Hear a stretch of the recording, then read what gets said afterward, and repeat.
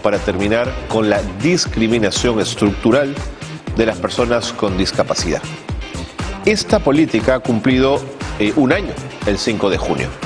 Un documento que se gestó además vía consulta pública durante su elaboración. ¿Es suficiente? ¿La gente del CONADIS valora esta política y le da un espacio para el trabajo justamente que les he planteado y que les he comentado? A un año de esta consulta pública, ¿por qué no hacemos un ejercicio de revisarla? ¿Con quién más? Con la gente del CONADIS, que es quienes más conocen su problemática. Marco Antonio Gamarra es presidente del Consejo Nacional para la Integración de la Persona con Discapacidad, el CONADIS, y lo vamos a recibir aquí en Rimanchik, por supuesto. ¿Cómo está? Marco Antonio, bienvenido. Qué gusto tenerlo aquí, señor. Está usted en su casa. Muchas gracias. Esta política nacional al 2030 cumple con las expectativas que ustedes se han trazado como organización. ¿O no?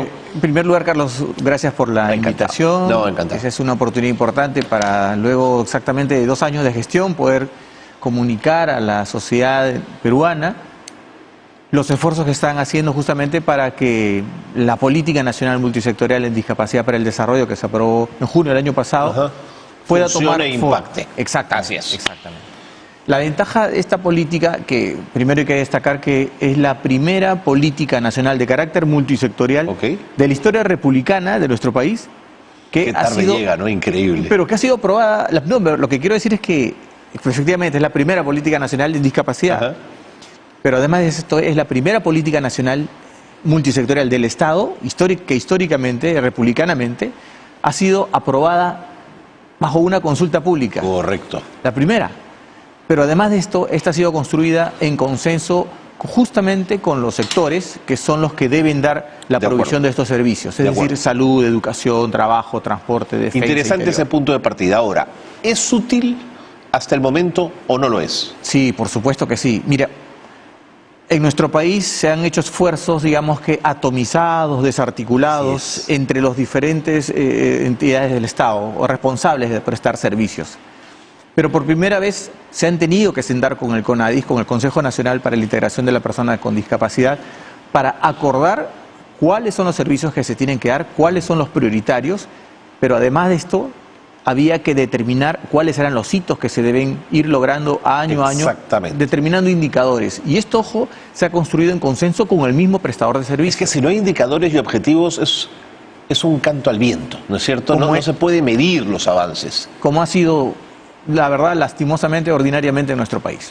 Vamos a hablar de nivel de empleo, para un poco ir analizando y desmenuzando esta política. ¿Se ha intensificado la fiscalización a las entidades públicas, por ejemplo, para verificar si cumplen o no con la cuota de empleo? Se lo pregunto en una entidad pública, además. Sí, digamos que uno de los puntos más importantes que se debe discutir desde el Estado, justamente, porque, mira, el CONADIS tiene casi 23 años de existencia. La Ley General de la Persona con Discapacidad se dictó en el año 2012, se reglamentó 2 años después, en el 2014, y desde ese año, 2014, se entendió que ya se podía fiscalizar. ¿Fiscalizar qué?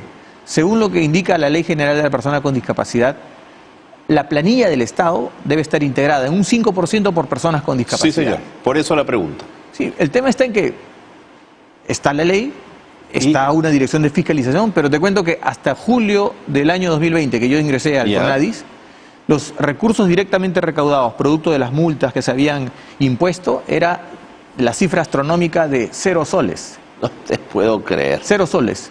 Y esto es porque... O sea, fiscalización cero. Digamos que se hacía la fiscalización, pero los procesos administrativos sancionadores siempre fueron declarados nulos, porque el denunciado, o perdón, el infractor impugnaba el proceso y lo impugnaba, y resulta que era admitida, era declarada fundada el reclamo, por decirlo de una forma. Y la verdad es que tenían razón. Tenían razón porque los procesos estaban llenos de vicios procesales. Porque la inconsistencia que había entre la Ley General de la Persona con Discapacidad, su reglamento y el reglamento de organización y funciones del CONADIS. Entonces, a ese nivel es poco lo que se ha avanzado. Hasta julio de 2020. Hasta julio. ¿Qué pasó después? Entramos, identificamos las inconsistencias y dijimos que lo que había que hacer acá era fácil, era simple realmente. Podría parecer difícil, pero la solución la encontramos. Había que cambiar, eliminar esos vicios. Ya. Así que modificamos el reglamento de la ley y ahora hay aproximadamente 5 millones de soles que nosotros hemos, digamos que no obtenido, pero sí los hemos, digamos que fundado. Que se han fundado, ¿no? de Sí. acuerdo. Entonces hay un avance importante en el control de empleo, ¿no es cierto?, en las entidades públicas para verificar si se cumple la cuota. Si me permites comentarte, Por favor. tengo que decirte que para nosotros lo importante no solamente es fiscalizar y que generemos algunas multas. Lo importante es que el infractor se vuelva consciente Claro, de que ha yo cometido lo una infracción. entiendo. Y estamos hablando del Estado. Y cambie la conducta más allá de las multas, ¿no? De acuerdo en eso, Marco Antonio, eso, qué duda cabe. Hablemos de presupuesto público. ¿Han podido fiscalizar a las entidades del gobierno si cumplen con el 1% de su presupuesto institucional a favor de las personas con discapacidad? Ese es otro tema que también encontramos Cuéntame. con un problema muy serio, y es que para la ley de presupuesto del año 2020, la ley de presupuesto indicaba que la asignación del 1% del presupuesto inicialmente asignado a cualquier entidad pública, en este caso gobiernos regionales y gobiernos locales, por ejemplo, debía destinarse a mejorar la atención de las personas con discapacidad en dos aspectos fundamentales. Uno era en el mejoramiento de la accesibilidad urbana. Rampas, por ejemplo, ascensores, por ejemplo, ¿no?, en las instituciones públicas, pero luego comunicación, supongo, personas en lenguaje de señas, ¿no? Exactamente. Entonces, la otra mitad de ese 1%, uno es accesibilidad física y la otra era para financiar planes, programas, para atender a personas con discapacidad. ¿Cierto? Ahí estaban, por ejemplo, los gastos operativos de las oficinas municipales que se encargan de atender a personas con discapacidad o de las oficinas regionales con el mismo fin. ¿Y qué pasó después de julio de 2020? El tema está en que la ley indicaba que era optativo. Es decir, se autorizaba. ¿Qué tipo de ley es Así esa? es. Bueno, la ley de presupuesto del año, por ejemplo, del 2020.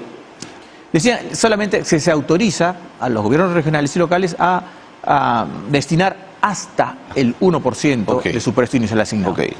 Hemos tenido que pedir mucha colaboración a los congresistas de la República, que fueron los que nos apoyaron para modificar la ley de presupuesto de este año. Para el 2022, la ley indica que ahora sí, no dice autorícese, sino que se obligan a eso es ley. Destinar. Exactamente. Entonces, en lo que va de este año, cuéntame, nosotros lo que estamos haciendo ya es obtener información de cuánto es el importe que están asignando, para ver si alcanzan lo que la ley ordena, pero ojo, que primero es asignar. Después de asignar tienen que ejecutarlo. Claro. Como estamos a la mitad... Pero vamos avanzando, Marco Antonio. Sí, muchísimo. Muchísimo, porque es cierto que en este momento no podemos multar, por ejemplo, por no ejecutar este año, porque el año todavía no termina. Claro. Sin embargo, ya estamos advirtiendo a los gobiernos regionales y locales cuál es el alcance que están teniendo. Muy bien. Y nuevamente, la idea no es llenarse de multas, sino cambiar una estructura mental, una lógica de pensamiento. Así es. Educación. ¿Se ha cumplido con incluir la accesibilidad en los planes de estudio y en la reserva de vacantes para personas con discapacidad? En parte, la reserva de vacantes puede darse, pero el tema está en que no basta con reservar espacios o lugares para alumnos con discapacidad, sino es que los docentes deben estar capacitados para atenderlos. No basta con recibirlos en el aula. Buen punto. Hay que estar capacitados para justamente atenderlos. Y ese es un problema que tenemos porque necesitamos que todo docente reciba dentro de su formación profesional cursos para justamente estar preparados a atender una realidad. ¿Con alguna discapacidad en particular? Con cualquiera. Con cualquiera. Con cualquiera, así es. Así, en educación podemos nosotros hacer fiscalización, por ejemplo, en la accesibilidad de los colegios, cosa que nosotros también encontramos bastantes deficiencias, pero no es suficiente. Claro. Eso sin duda alguna. ¿Tú sabes si en el aula hay un trato justo, claro, equilibrado con las personas que tienen alguna discapacidad, por ejemplo, ¿no? Sí, podría un alumno recibir un buen trato, pero lo que queremos es darle educación para que pueda, digamos que, hacer el mayor desempeño posible dentro de su vida futura. O sea, no basta con tenerlo en el aula y tenerlo un tiempo, por eso digo, hay sino que prepararlo entender sus dinámicas para poder apoyarlo y ayudarlo, sino cuál es el sentido, ¿no? Marco Antonio, ¿cuál ha sido el efecto de la red Alivia, que se creó además para las personas en época de pandemia, ¿no?, que facilitaba el acceso a determinados espacios? Sí, lo que hacemos ahora es lo siguiente. hasta antes que ingresáramos a Conadis daba información. Sí.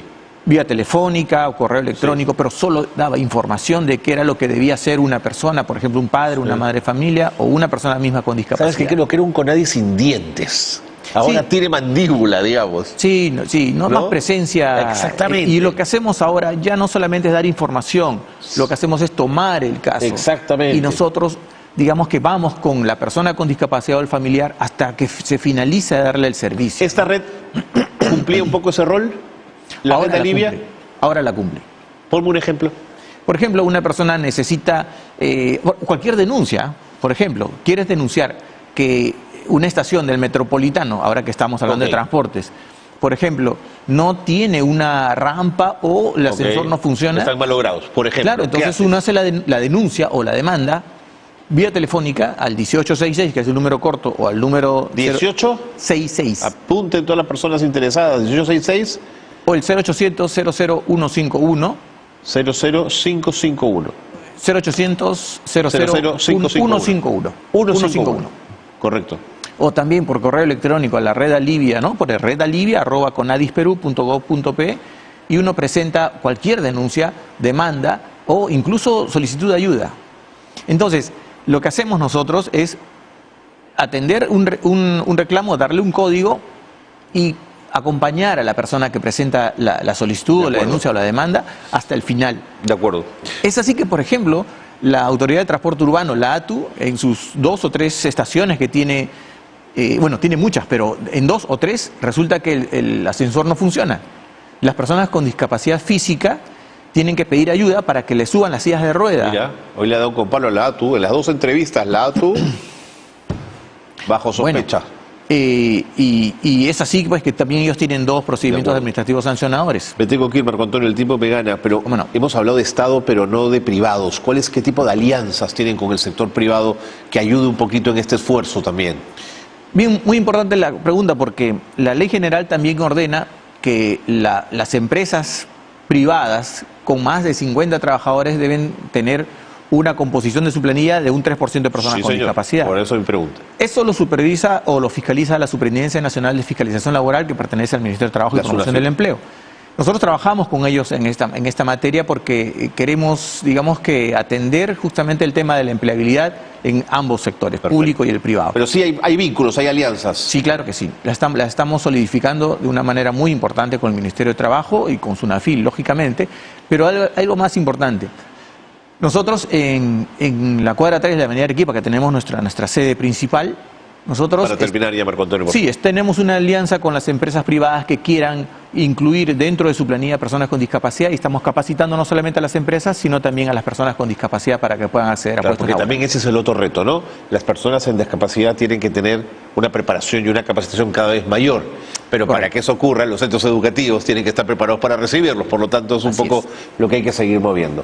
Marco Antonio, muchas gracias, tremendo esfuerzo que están haciendo en Conadis, a seguir nomás. Sí, así es. Acá somos aliados del Conadis, cuando quieran se vienen a conversar, ¿de acuerdo? Muchas gracias.